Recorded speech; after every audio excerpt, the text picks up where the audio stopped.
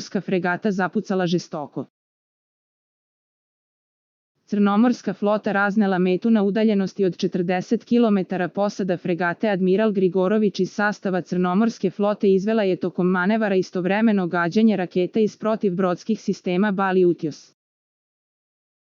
Tokom manevara, a posle lansiranja rakete Progres iz lansirnih sistema Utios jedinica protivvazdušne odbrane fregate Admiral Grigorović detektovao je i počeo praćenje vazdušnog cilja.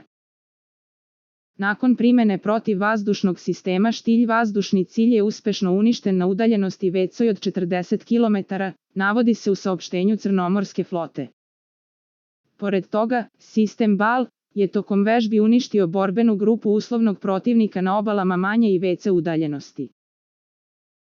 U cilju osiguranja bezbednosti morski poligon u akvatoriji Crnog mora je bio zatvoren za plovidbu, za šta je angažovano 20 borbenih i pomocnih brodova. Za najnovije vesti iz zemlje i sveta kliknite subscribe, like i zvonce. Svaki dan najnovije vesti, zato nas zapratite.